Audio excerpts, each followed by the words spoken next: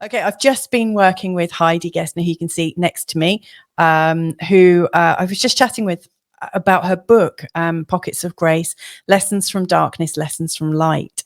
And if you've seen this interview, you'll know that Heidi is somebody who deals with grief. She's a grief coach. She has like 20 years of experience in end of life as a hospital chaplain. And her whole journey has been in understanding and unpacking and unlocking the grief process. It's been really quite fascinating. And I do urge you to listen in if any of that sounds familiar. But I really wanted just to explore Heidi's chart, and she's agreed very kindly, because I've looked at her chart, and I think it's a really good way of understanding how themes of grief, themes of faith, and also themes of really deep catalyzing change can show in our charts. And so thank you, Heidi, for allowing me to look at it with you. So you've got really quite an amazing chart. I'm just going to blow it up a little bit, Heidi, because one of the things I remember the first time I saw your chart, I was really, it's interesting that your book is called Pockets of Grace, because you've got these little pockets. Can you see this one here where we've got two planets really close together? That's Jupiter and Chiron. And then you've got this little pocket of grace here, which is Venus and Neptune. And then you've got this really tight one here, which is Ceres and Pluto. And I really wanted to just draw up three of those themes, sort of explain them a little bit, and then see how they fitted in with what was happening around the time when you went into the end of life work, and the changes that brought that into your awareness and into your life. So is that all right, Heidi, if I do that? Yeah. So the first thing I notice here is this beautiful Jupiter and Chiron conjunction in the sign of Pisces. Now, it's interesting because when you and I first started working together, it coincided with when Jupiter and Chiron came together in the sign of Aries. And these guys only get together once, like once every 13 years or so. And it was kind of interesting that, as you and I came into each other's orbit, Jupiter and Chiron, which is a very strong energetic stamp in your chart, were actually together at that time. Now they're in the sign of Pisces. This is what intrigues me, is you've got this lovely watery Pisces, and also you've got this very strong Scorpio signature. Now, what do you know about Pisces and Scorpio, Heidi? Do you know much about them? Not really. I only know Pisces is the water sign. Right? I mean, that's about, and Scorpio is the scorpion. Yeah.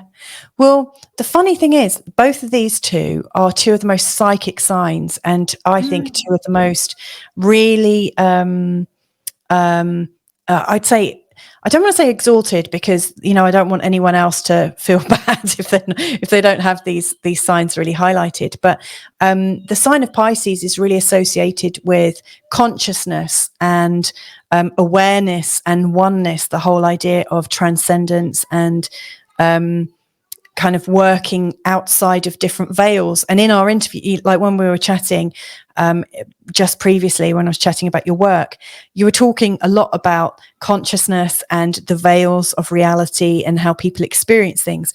The sign of Pisces is very unboundaried, and Jupiter here is about well-being, expansion, hope, and optimism.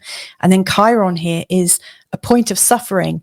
It's one of the places where we feel a really strong sense of vulnerability and a deep sense of suffering, often something that we cannot heal from or struggle to heal from. And having Jupiter here, which is a healer and someone that brings hope, as I see these two together, I see this as a very, very strong need to heal, to help people with their suffering, to understand and unlock the gifts of suffering, and also to kind of dive in, like beyond the veil, and see what's actually underneath the suffering. So it's fascinating that you were talking about that, and there it is, right slap bang in this chart. It's so full of compassion. And then here, Heidi, so you mentioned Scorpio. Scorpio is known as a very sort of intense, really intense, very loyal star sign. And it's also known for psychic phenomena, and really, really deeply, it's one of the themes of death and dying, and secrets, and all of those things that people don't really talk about. You know, like when you meet people, you don't sort of ask them about death and dying. Usually you just say, oh, what do you do? Right. What interests you, you know? And the Scorpio subjects tend to be the ones that people are very quiet about, very personal about. And here you've got your Venus, which is your capacity to love and connect. And then Neptune here is the higher version of love, like the higher extension of Venus. And you've got two figures of love in this place of death and dying. Again, I would say that's a huge endorsement for the choices that you've taken in helping people understand and feel loved and supported in their death process. That's kind of so interesting. Well, because, Louisa, I mean, I feel like it's not a path I probably would have chosen. Yeah. Necessarily. I mean, like, you don't grow up going, well, I want to work with people who are dying, you know, when you're a kid. But it just I keep going there, and that is where it's life-giving. So this is really interesting, because I never would have thought that this is where I'd be, but it is. Well, it's also interesting as well that you know, these two planets here and these two planets here are connected with this lovely, what's known as a trine.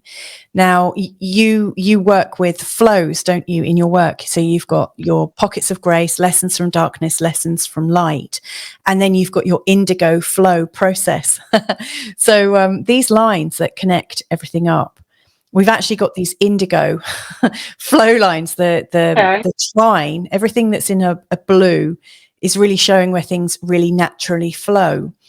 And you've got like this flowing energy from very deep love and respect and honoring to do with the whole process of death and dying and understanding, you know, that we come, you know, we are born, we grow, we age, we die, and the sort of continuous recycling. And then you've got this beautiful, you know, that flows into your desire to help people through their suffering and to find some kind of hope and optimism and just, I guess, the gift of grief, which you were speaking about and which is also featured on your website. So it's interesting to see those two. And then the third thing that really I find remarkable about your chart is here. You've got this little, what looks like a question mark with a line through it. That's this sign for Ceres, who's also known as Demeter or Mother Earth. And so she's like the great mother. And she's also, I don't know if you know anything about the Greek goddess Demeter. She looked after the planet and Pluto, who's also known as Hades, but also associated with death. He's known as being the master of the underworld. So you've got Ceres on top of the world and you've got death underneath it. Now, Ceres, or Demeter, she had a daughter called Persephone, and she went missing, and she was apparently kidnapped by Pluto and taken into the underworld. And Ceres went through a lot of grief. She is a character of immense love. She's the mother of everything, and she also has grief cycles, and that corresponds with her saying, right, that's it, I'm not keeping everything alive on this planet anymore, I'm grieving. Then came, you know, autumn and then winter, and then when her daughter was returned to her, you know, there came the metaphorical spring and then summer. And so Ceres is very much associated with life cycles, and also the grief cycle, and also that grief, you know, it comes up and it changes. You know, we are in this continuous cycle. And of course, she's connected with Pluto at the time, place and date of your birth, who is associated with death and dying, and, you know, the whole idea of burial. And it's also very much about facing darkness and facing, like seeing the light out of the darkness. It really fits in with the story or the books that you've written, you know, Pockets of Grace, Lessons from Dark, Lessons from Light. And these two are right here on your ascendant. And the ascendant is, I liken it to being the opening chapter of somebody's book of life. You know, it's like it's in their body. You know, it's who they're there to be. So these are the three most stunning things I see about your chart, and they really relate to your work. So I just wanted to share that with you. Really, I know. I really appreciate it.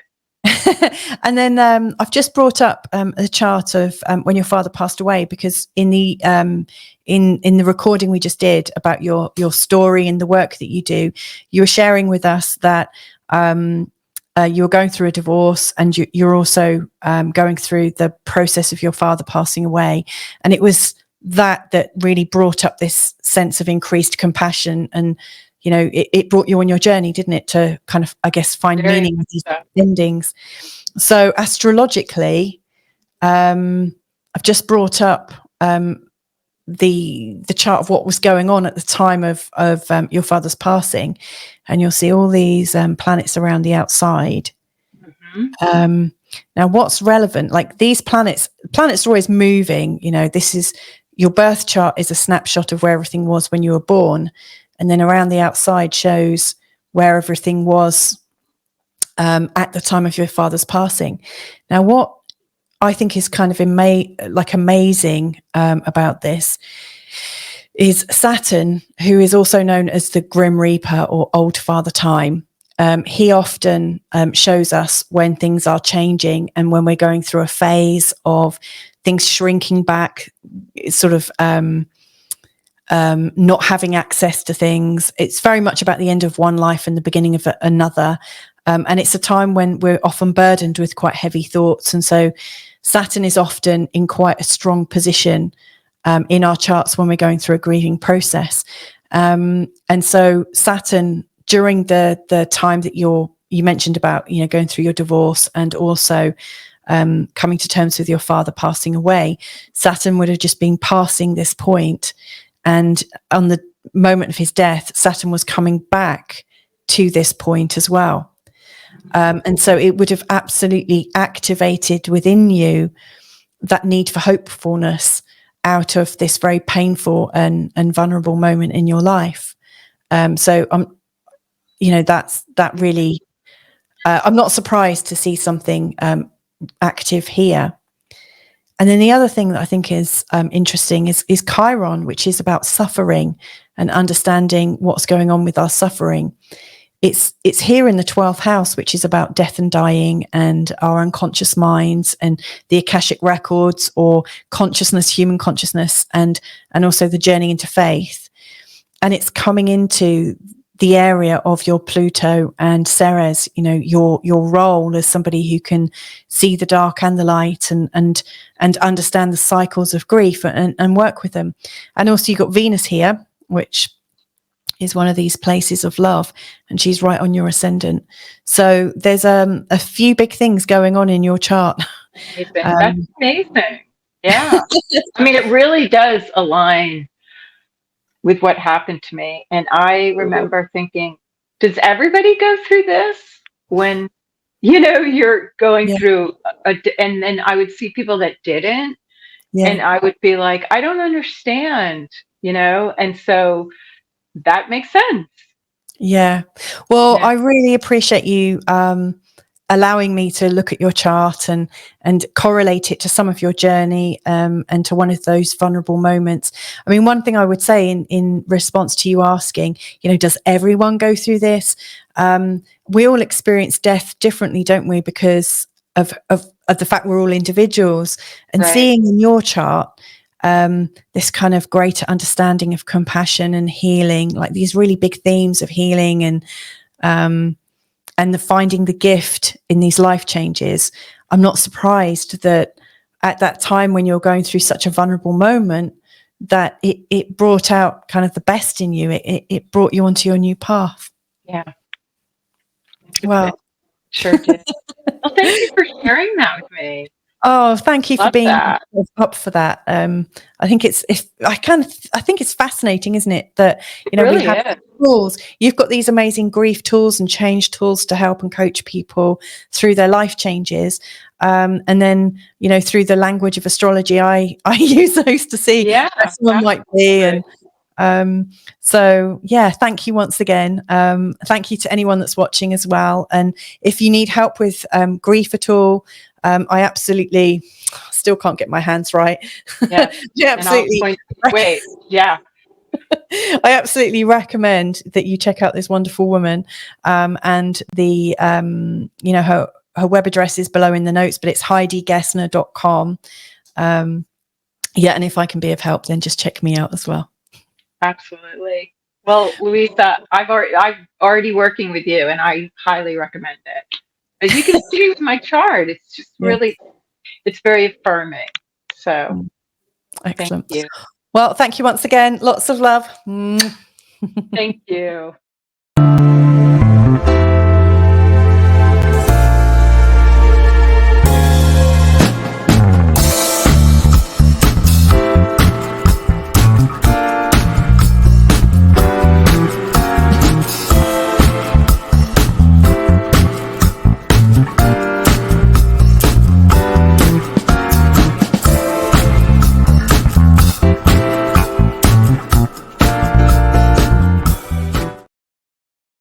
Hey, welcome back. It's Louisa Munson from, I was going to say Feel Good Astrology, but also the Barefoot Broadcast. And this is one of the Feel Good conversations.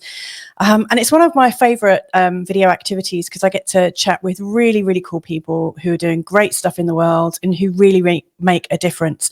I can already see I've got people sat in the chat room. So please do feel free just to say hello, let us know where you're from. And also if you've got any questions for my amazing guest, I'm just going to tell you a little bit about her and also bring her onto the screen in just a second. As you can see, her name is just below. Her name is Heidi Gessner. So let me tell you a little bit about my guest.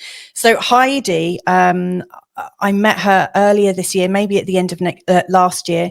We're part of a joint community that is a Tom Evans community known as Soul Waves.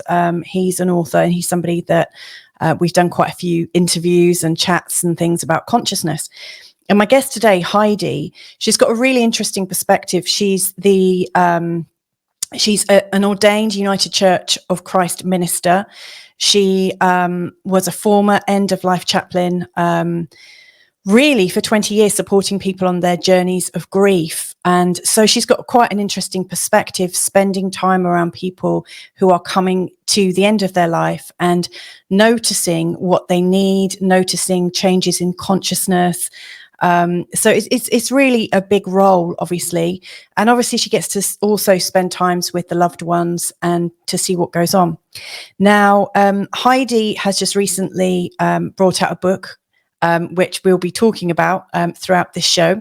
It's called Pockets of Grace, and I definitely want to ask her about it. But I'm really bringing her in because I want to talk really about the massive shift in consciousness that we've all gone through in these last few years. And as I see it, there's been quite a big movement in terms of grief, whether we've actually lost people or whether we've lost a certain innocence in our life and we're grieving for something that no longer exists. So she's my expert today. Let's bring her on, shall we?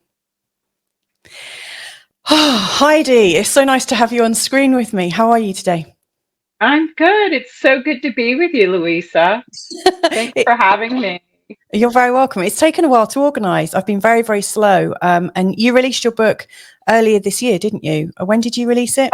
Just in April, just this spring in April, it came out. So it's been a few months. And yeah, it's exciting to talk about it and get it out in the world and get some feedback about it. It seems like people are wanting something, some spiritual sustenance, some touchstones that can help maybe give some breadcrumbs about how we move forward now as we're kind of in this post-pandemic phase. I guess we are, Yeah, well, who knows? I mean, who knows, right? Yeah, I saw a news piece today suggesting that there was a new pandemic coming up across Europe at the moment. I was like, okay, here we go. It's going to bring up Here so we many go. issues because, not only have we been dealing with things to do with grief, but there's been, I think, quite a big piece about belonging. Like, who do we belong to? Where do we belong? Where do we Right. fit in? And what's sacred, all sorts of different things. I can see we've got some people in and a couple of comments that I just want to put onto the screen because I always just love all the sort of collaboration. We've got my husband upstairs, that's Mr. Good Morning Portugal. But Jen L has said, when asked about the zombie streets we see around the world and the poor souls there, I mean, that's something that we've definitely seen increase in recent times. Yeah. And Carla's also put in generation upon generation of trauma, inability to self-regulate, escapism because people are so disconnected with the soul and no belief of hope. And he's added, how do we turn this around? I'm glad he added that in because I was about to go and cry in the corner. And I think you probably want to keep it quite practical as well. So with this in mind,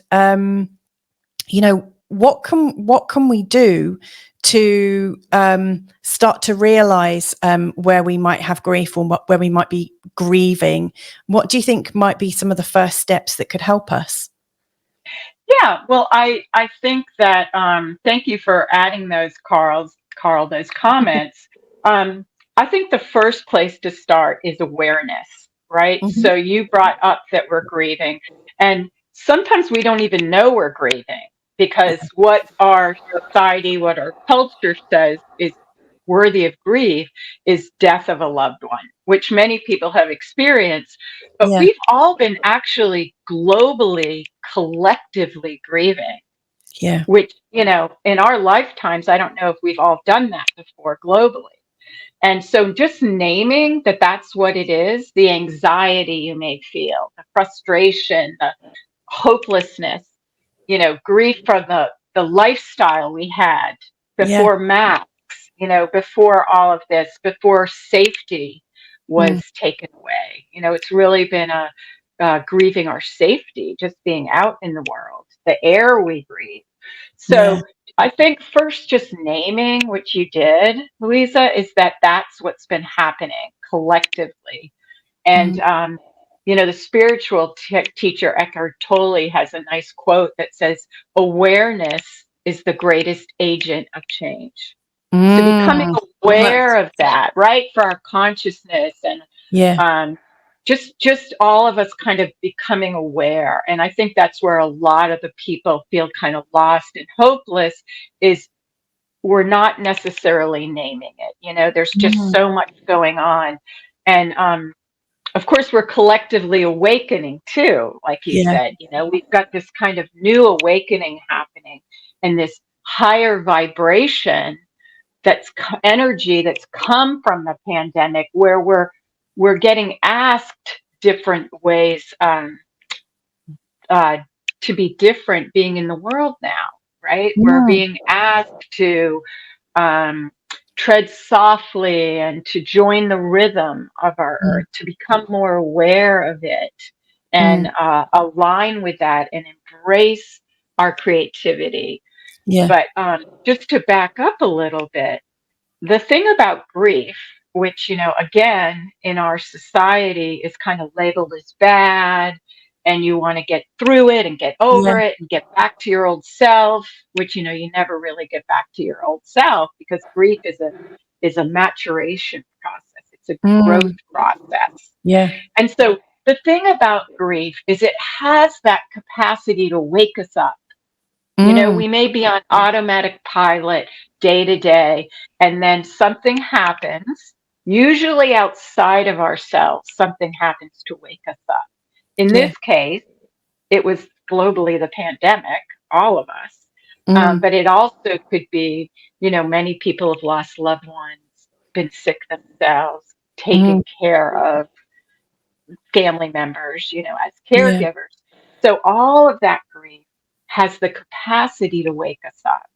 And if we can engage with it and not try to just get out of it as soon as possible or be distracted by it, which Yeah. is the natural feeling because it doesn't feel great, then we grow and Yeah. we can learn about ourselves and connect with a part of ourselves that's a deeper part of ourselves that Yeah. we don't normally do when life is, going swimmingly and everything's at ease and you don't have to dig deep necessarily. Yeah. Yeah, Right? I really hear you in what you're sharing there, Heidi. And so just to make sure I've written it down correctly and got a good handle on it, the first thing is awareness and naming it. So, but that brings me to another question, because obviously I see that, once you become aware of it and you name it, then it becomes a thing. It becomes something that's on the table and we know we need to deal with it, or we can deal with it. We can look at it. But how do we become aware that there is a grief going on? Like, is it a feeling? I mean, I know. I didn't really watch so much Portuguese media about the pandemic when it was going on. I was very sort of much connected into what the news reporters were sharing in the UK, and I'm not sure entirely that people were really feeling their own feelings. The messages were very shocking, very frightening, Right. and it was almost like feelings were being deliberately elicited in people. And so, how do you know that it's your feeling that you're feeling, and how can you actually name it as grief? Because some people, I mean, you're right. I mean, people, the moment they see it, so this is a really long question. The moment people start to feel like they've got grief, they try to get out of it as soon as possible. I agree 100%. And, I spent some time in Bali where I noticed that people celebrated grief. And it was just part of life, life, death. It's all the same thing. And, obviously in the UK and quite probably in the US, people are hidden. People aren't so much seen, as they're going into the latter parts of their time on earth. Whereas here in Portugal, you see old people by the side of the road. Their parents, their family put them outside to get some fresh air, and they're obviously part of life. So how do we know that it's grief we're feeling? What would you say is, I don't know, a characteristic of it? Yeah, I mean, I would say if you're struggling and in a time of uncertainty, maybe increased anxiety, which we've seen, worldwide. I'm not even sure you have to say you're grieving, but if you're feeling uncertain and Yeah. struggling, we often act, or you act out of a deeper part of yourself, a more vulnerable part. You're more aware of kind of your senses and thinking about that. And so it's often during those times where we act out of our most authentic self, right? And Yeah. so you connect to this authentic self because you're more vulnerable when you're feeling uncertain and struggling. Yeah. And so it's acting out of that can be really beautiful too, where we can almost reframe this feeling of uncertainty and grief as being sacred, because we're connecting with a part of ourselves that's, well, sometimes it's easy to keep it down, keep it hidden, and when we're feeling uncertain or struggling, some of those little irritations of life that used to seem bigger kind of fall away, Yeah. right? The bigger stuff becomes important. And so we can actually reframe it, because it's in those moments that we're acting as our most authentic. And we're actually poised in the present as you're feeling that, perfectly between the past, what's happened, and the future. Yeah. So it's in that moment that you can really choose how you want to move forward Yeah. instead of just reacting, right? And so it really starts with ourselves. It starts with yourself, you know. Yeah. And a couple pointers with that would be, first of all, to just pause. The thing, like we said, with grief is you just Yeah. want to get out of it as fast as you Yeah. can. And that's exactly what you don't want to do. Because if you resist it, that's what causes suffering. Yes. When we resist our grief and we don't want to see it and we don't want to look at it, we suffer. Yeah. You know, like, this is not okay, so I'm not going to do it. And so that's when that happens. That really makes sense in such a big way. I just want to quickly welcome Colleen as well. I forgot to give her a good wave. Hey, Colleen, it's really nice to be back. And Carl just wants to also say that was Jen's quote, an insight, not his. He was just sharing it. But thank you, Heidi, for addressing his previous quote. So I loved what you were sharing there. So increased anxiety and uncertainty are almost like a marker that we might be in a situation where there's some grief, and it's a time when we might feel more authentic because we're actually more vulnerable. When you said that, I remembered times when I've lost people, not necessarily through death, but maybe like an end of a relationship, or there are some times when as I feel it, it's almost like I can hear my heartbeat so much more. All of a sudden, maybe the programs that you have around you that are your day-to-day reality, maybe they drop. You kind of forget who you are for a bit. True. Because the world as you know it has now changed, and there are different reference points. I loved what you said. When we resist our grief, we suffer. So is it, I guess, in working with grief, then you're helping people through suffering, you're helping alleviate and find freedom from suffering? Yeah, freedom from suffering, and in the midst of that, finding meaning. So the meaning necessarily doesn't come from getting out of it. It's in it.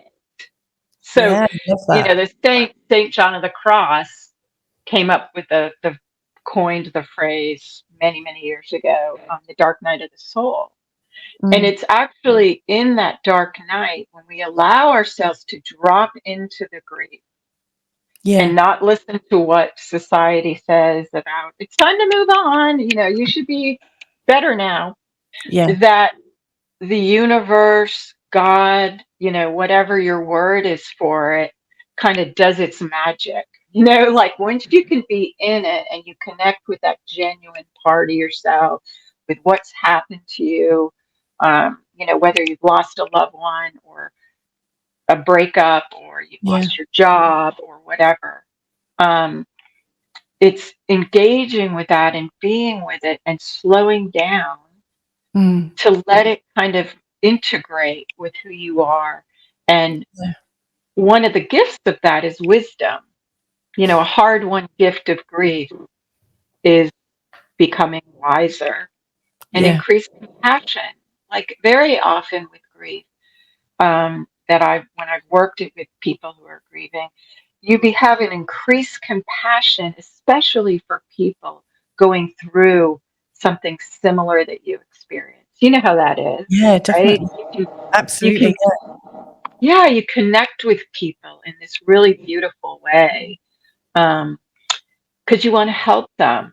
And you have and so when we resist that grief, you miss out on that invitation of wisdom, of increased compassion. And that's a sad thing to miss, but it's easy to do because our world is so filled with distraction. It's easy to be distracted and not go there. But when we do, there are some actual gifts in grief. So what I hear there when you're saying that, Heidi, is that by allowing ourselves to be really vulnerable, we are accessing the gifts of like wisdom, increased compassion. What that's saying to me is intimacy. All of that is giving us a much deeper intimacy. And you did mention sacredness earlier, and I didn't quite pick up on it, but intimacy, sacredness, they really start to bring us back alive, don't they? What do you think the challenges are in terms of finding sacredness and understanding sacredness right now? What would you say our biggest challenges are, or maybe what are our greatest eases in finding it? Yeah. So I love talking about sacredness, and I really feel like, after years of having the honor, privilege of journeying with people who are dying, and being in grief groups with people and companioning with them, you can really see how the sacredness becomes front and center. Yeah. Joan Halifax, the Buddhist teacher, says if you want to learn how to live, spend some time with someone who's dying, because Yeah. what's so important comes, to the forefront.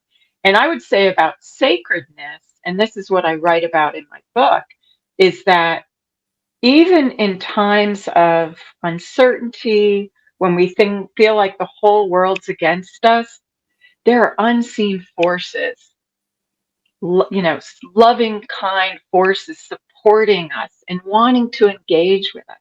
We live in this magical universe that wants to help us and support us. And Yeah. it's like trying to reach out and give us hints about it, and kind of those unexpected coincidence and serendipitous times. And I think in bringing back the sacredness is in the pausing with grief. If we then just really pay attention to our surroundings. When I was in divinity school and my father-in-law died, my New Testament professor said, be especially aware of God's presence during this time. And you can substitute God for, the universe, whatever works for you. And I didn't really get it at first, but then I realized that it's so true. Like you can see, have you experienced this when someone you love dies and you see maybe a bird and you're like, oh, these things line up, almost as if they're helping you. Yeah. And so it's really being radically aware of your surroundings and noticing what's happening around you. I would say, especially in nature, because nature has just such a transcendent quality. And of course, role models life and death for us. And the other thing about nature is it doesn't discriminate. Right? Nature doesn't care if you're black or white or red or purple, if you're rich or poor, or it just offers you beauty and, continually. And it's almost like a channel, sacredness, in our surroundings that you tune into. I think we become a little bit numb to really the beauty we're surrounded by. I mean, from what I've seen, Louisa, you live in a magical, beautiful, amazing place. But really, you could live anywhere and you'll see birds, beautiful birds, or a tree, or, a flower coming through a crack in a pavement. And it's when we become just like radically noticing our surroundings and tune into that channel that we start seeing it more. It's almost like a muscle that you practice, right? And then absolutely. one way to do it, to even get started, is ask for a sign. Like put out an intention, or a prayer, or whatever, a wish. Show me that you're trying to engage with me. And then it's this dance, right? And I think the more we can tune into those rhythms and that natural cycle, the stronger it gets. Yeah. And so we can start to operate beneath all the suffering, beneath all the pain, so that we can get stronger and then be available for others. If that makes sense. Yeah, that's absolutely beautiful. I can think in so many ways that really resonates with us. In fact, Carl upstairs, him who's upstairs listening in, has just said amen to that. I'll share a little brief story. Actually, we were both having lunch the other day in our front lounge, and we had our patio doors open, and all of a sudden this butterfly flew in. And it flew up the length of the table, and we were quite surprised. We've never really seen a butterfly fly into our house before. And it flew straight out again, and we thought, oh wow, that was a real blessing. This butterfly came in, and then it came in a second time, and we couldn't believe it. And then it left, and then it came in a third time, and then we were like, okay, there is definitely, sometimes life is showing you that there is magic, and there's beauty, and there's some connection. When you were talking in terms of like the intimacy of connection, when I was, I think, in my early 20s, I had a neighbour who was dying, and he had no relatives, and so I visited him every day in the hospice, and we became very, very close, and it was a real honour to spend so much time with him, and on the day he passed, in the end, the nurses said, look, he really does want to pass now, and I think he's just staying here because you're here. And they said, it's time to leave. And I got home, and I turned the light out, went to bed, and then all of a sudden I had this real sort of cramping pain in my body. Turned the light on, and all of a sudden the bulb blew, and in my head I heard "out like a light." And then the phone rang, and the ladies confirmed he just passed. And when Carl's father passed, I was at home. He was hoping to get to say goodbye to his dad, and our electricity just kind of off. It just like, so I've got this kind of electricity thing, which isn't quite nature, but it is a force that we can see. It's like life is connecting.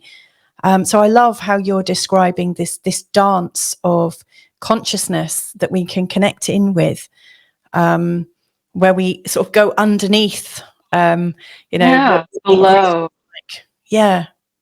Wow. So we can just drop below, and once you connect with that and you tune into that channel, if you will, and become aware of it, you want to listen to hear what it has to tell you. So once the thing is, it doesn't take a lot to, it's just a shift in perspective. Yeah. Right. Like, and just trusting it. And then you want to pay attention. Yeah. And yeah, I mean, I know what you mean about that electricity. I was thinking of my son the other day about something, and I looked down, and of course there's a text from him. That kind of connection that we can have.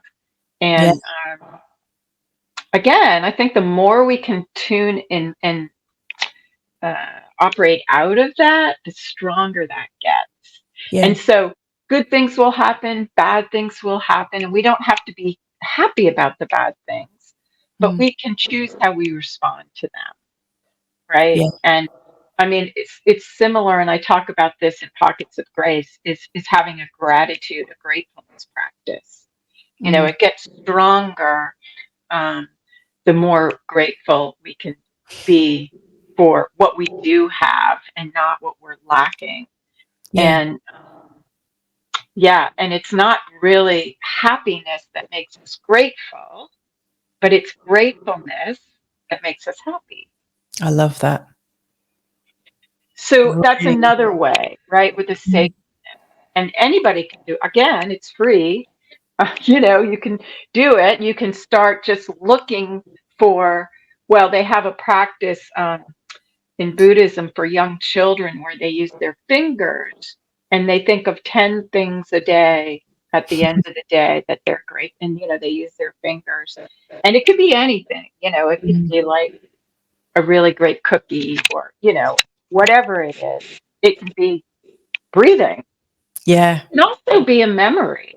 It can be a grateful, happy, or poignant memory that you remember and you're thankful for. So gratefulness isn't just a present time activity. It can be looking back, or something in the future that you're, going to do, or something. So that's another way, is having a gratitude practice and being grateful for what we do have. Yeah, that's really, really special. I love that very much. I'm guessing that when you first became an end of life chaplain, I've never really heard of grief and how to deal with grief especially from a religious perspective. I've never really heard of it in those kind of spiritual terms, in terms of the sacredness, not so much.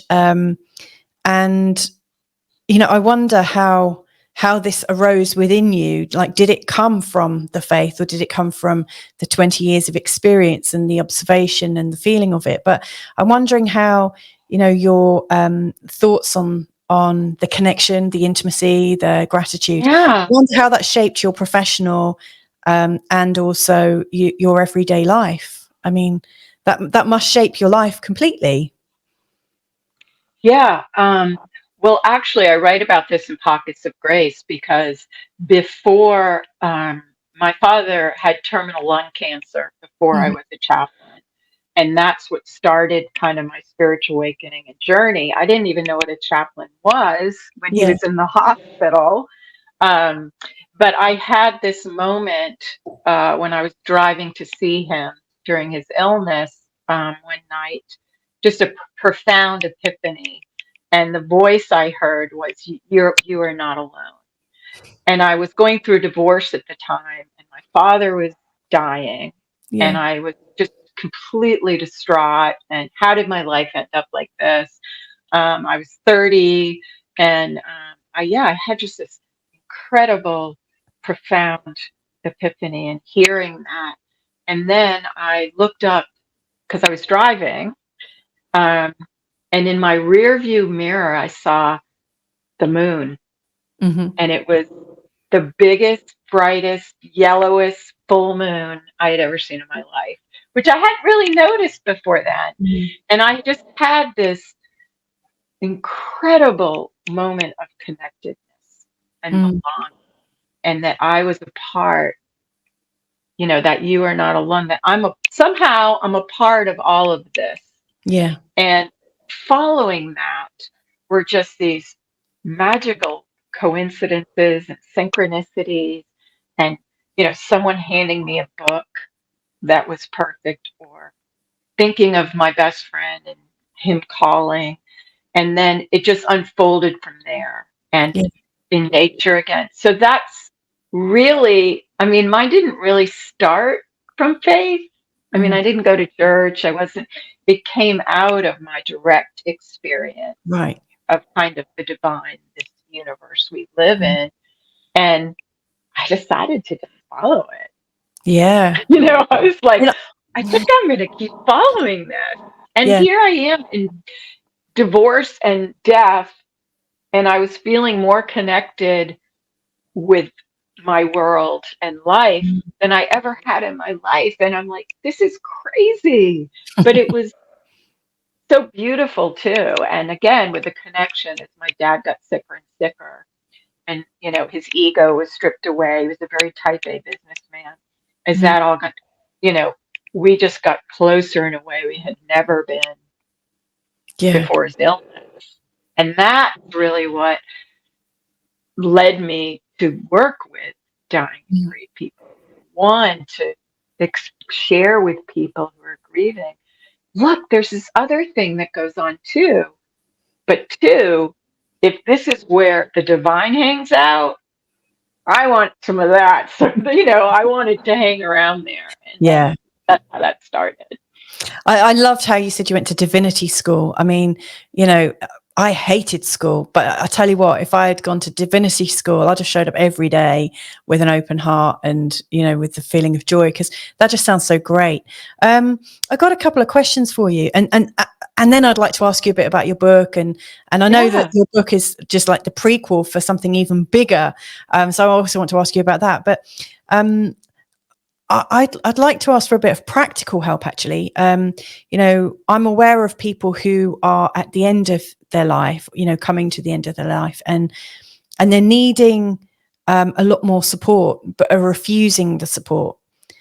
What, you know, having been in a situation like living around somebody who died about sort of 6 months later, who was really asking for support, and then the moment you gave it, it was kind of a bit resentful, and you know, I wonder how we can be in ourselves that we are able to help people come to terms with their own sickening or their own changing. Like you said, your dad's ego was stripped from him.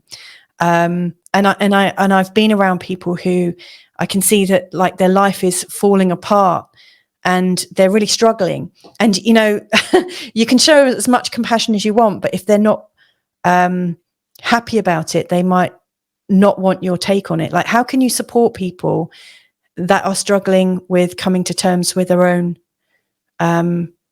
changes? Right. Good question. Yeah. And one more thing about my dad, which I find kind of universal, is the one thing he said is, I don't want to lose my dignity. And so remembering that through the journey, which wasn't that long of a journey, just 3 months, but then, you know, in the hospital, working with people at the end of life, and they may be cranky and don't want help, but that usually masks what's underneath that, which is either deep sadness or fear, you know, usually anger or some version of that is masking something else that's going on.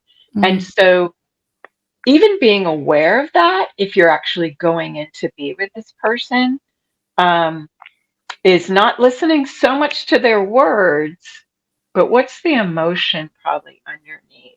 Now, it's not easy always. And so one thing to do is, if you're physically going to be with this person, it's on the drive over or on the way, you know, to do a little mantra, or just centering yourself about what you're heading into, you know, or some protection around yourself, or just kind of getting yourself prepared that, you know, it's probably not going to be an easy visit.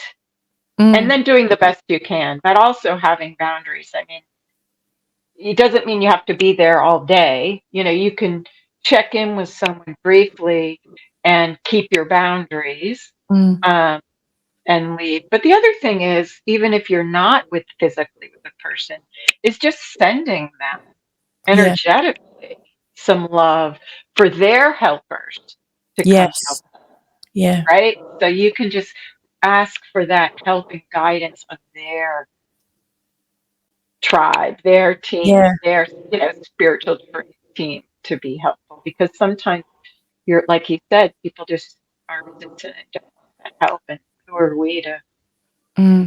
I really find that helpful, actually. Thank you. I mean, I agree. Like, it's their journey, isn't it? And if they want to, you know, however they feel is okay. Right. You know, and it's up to them to ask for help if they want it or not, and to also have the dignity and to have the space and independence to be able to say, no, I don't want you touching me today. I don't want this. Yeah, right. It's an interesting one, because obviously we've got small children, not so small now, but our youngest is 4.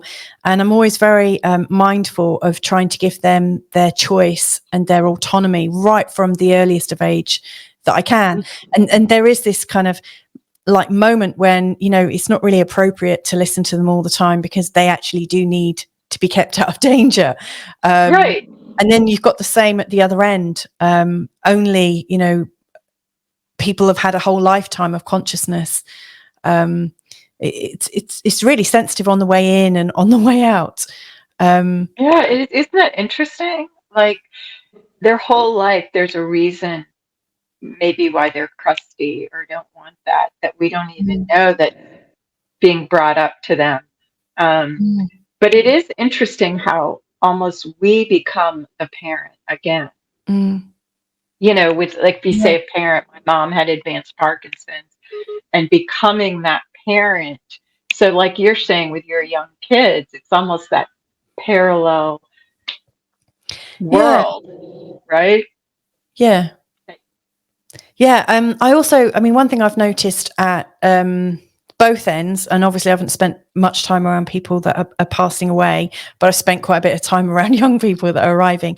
But one thing I noticed with both my nan and my friend Tony that I helped when he was coming to the end of his journey is where I was on my own with them, I felt them kind of jump out of their body a couple of times. like etherically, or, you know, in a sort of like mediumistic way, almost like they'd already gone. We're trying it out for size. And to me, it doesn't look like there's a real fine line. I know from the medical perspective, there's a really fine line and a very certain line as to when the moment of death occurs.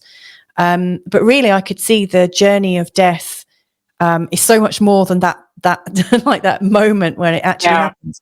And with our newborns, you know, I had these moments where I was talking to them throughout the pregnancy and really feeling them. And then just before they were born, it was like whatever I was communicating with, it was wiped clean. You know, it wasn't like this divine being of like eons or whatever. It felt like I had a very sort of like new baby. But in those first moments, and maybe you remember with your own children, they seem to almost pass away. Like when they sleep and then they suddenly come back, it's like they've actually been out of their body and not in it the whole time. It feels again like a very sort of fine line in arriving, even though, again, the medical establishment would say there's a definite moment when we're born. And yet with each of my children, around the age of 3 months or so, there would be this moment where I'd feel they're definitely here now. I don't know if you've noticed that or felt that, you know, or similar. I don't know. Obviously, we all perceive things differently. Well, it's interesting you say that, because for me, it was almost the 9 months where I would say, oh, they've been outside longer than they were inside. Right? Like for being pregnant.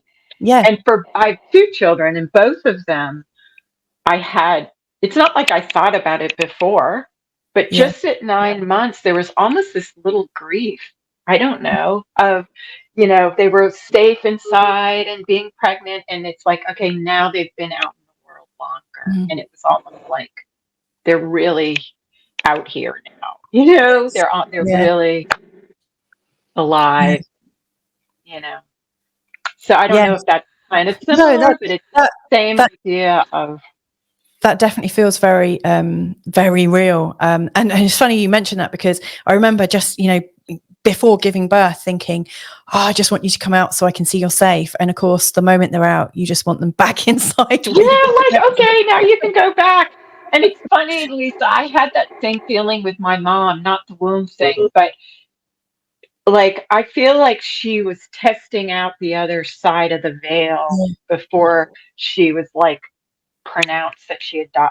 Before she was actively dying, I feel like she was, like you were saying, gone and then back, and then and just even her, like what she would say was otherworldly in a way. Like, where were you, kind of thing. So, and being with people at the end of life, I really feel like that's true. Like, whether it's their loved ones they're connecting with and engaging with or not, you know, so there's something, I mean, how do we ever really know? But there's some sort of connection there. You know, like I have a friend who, my friend's mom, the last thing she said when she was dying was, "Oh my God, it's David Gessner," who's my dad. Yeah. And, you know, that kind of thing, which hospice workers are used to. You know, this is kind of the norm for them. So it's a whole world we don't know about yet. But again, we're moving into this higher vibration living now. And I think our senses are more finely tuned if we can lean into this kind of post-pandemic, maybe it's not post, but what's happening collectively, you know, it's an opportunity. Yeah. So we don't want to miss the invitation. I love that. We don't want to miss the invitation. So in April then, Heidi, you published Pockets of Grace, Lessons from Darkness, Lessons from Light. Great title, by the way. Is this like a memoir? You know, and also, you know, in terms of when you were talking about we don't want to miss the invitation, what could people really get from your book right now? Is it just for people who are going through the process of losing a loved one, or for people who are actually dying at the moment? You know, Yes. who can benefit from it? Well, so Pockets of Grace is part memoir. It's certainly my story of my first major grief experience of my father dying. I was going through a divorce.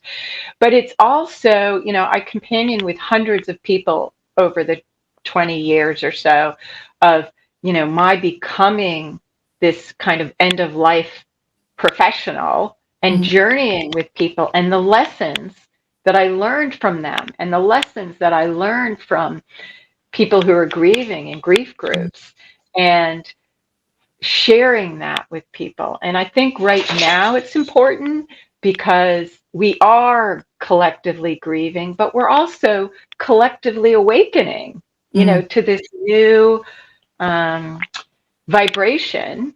And a lot of people,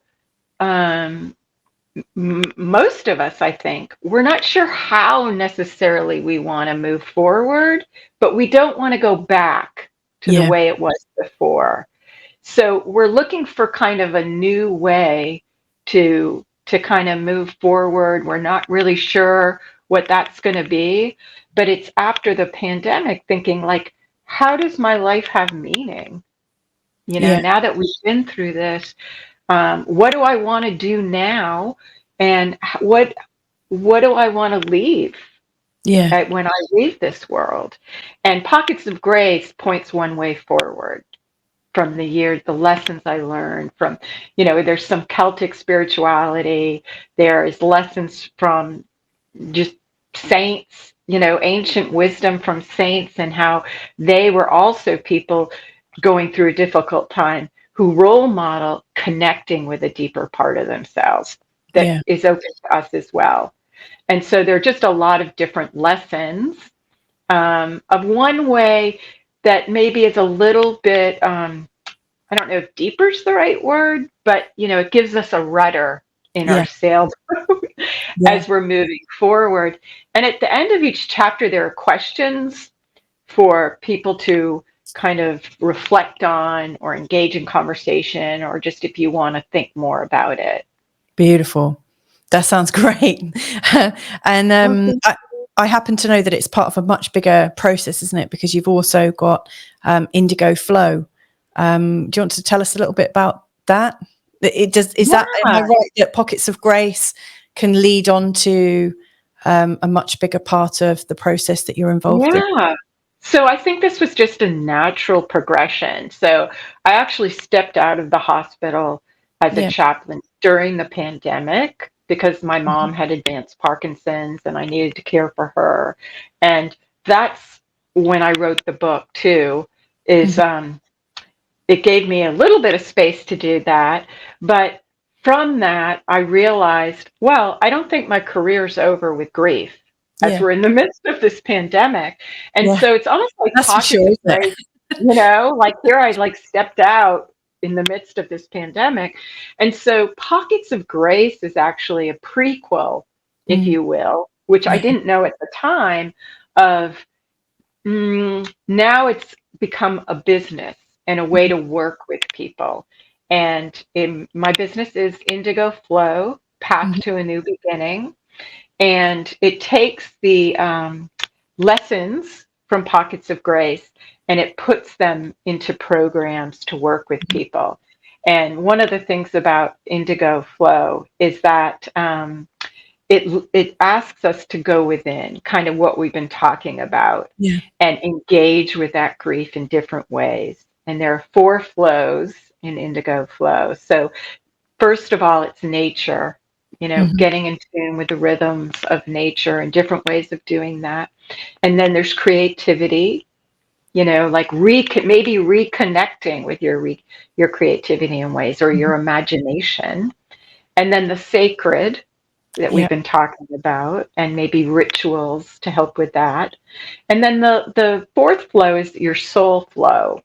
Wow. So how does all this help you align with your deepest desires? And we work together on that, which unveils a path to a new beginning. So you don't Wow. count your grief, but you weave it into who you're becoming. Mm. Wow, that sounds really, really powerful, and you know, I can actually see it be really useful for people at any stage in their life, actually, not just when they're going through grief, because you know it's a change process. You know, I'm reminded of the butterfly that came in a few times just recently. Right. You know, butterflies are all. I mean, they go through such a process of trust and vulnerability, don't they? You know, they just know what to do. They allow themselves to get, well, you know, like in their caterpillar form, you know, they become a goo, don't they? Like they melt away. Yeah, exactly. And then they, you know, their imaginal cells come together and they become these beautiful butterflies. It's such a transformation. This has been really, really beautiful. I've really enjoyed chatting with you. If people wanted to connect with you, Heidi, and learn more about your flows, the work, the workshops, what's the best way? Is it to go onto the website? It's probably going to my website, which is HeidiGessner.com. Mm-hmm. And there you'll find the office. Let me just load it up so that if we can pull that up. Yeah, hang on. There we go. that was quite easy.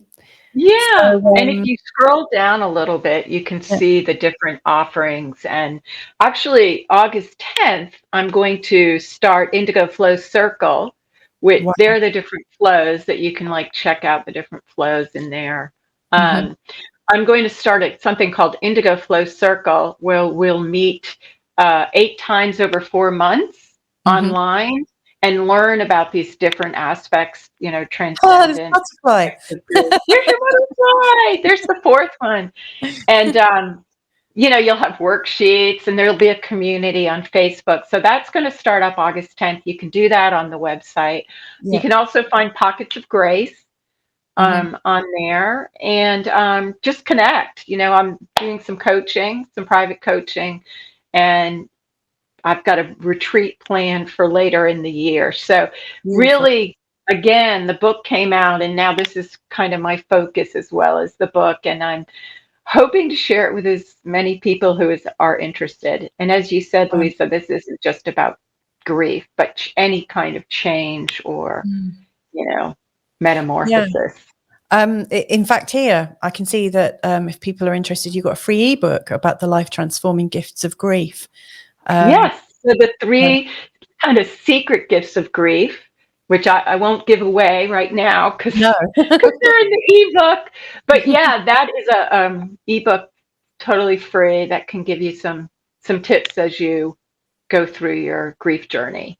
Yeah. So fantastic. Yeah. And then you can order Pockets of Grace on Amazon as well. Yep.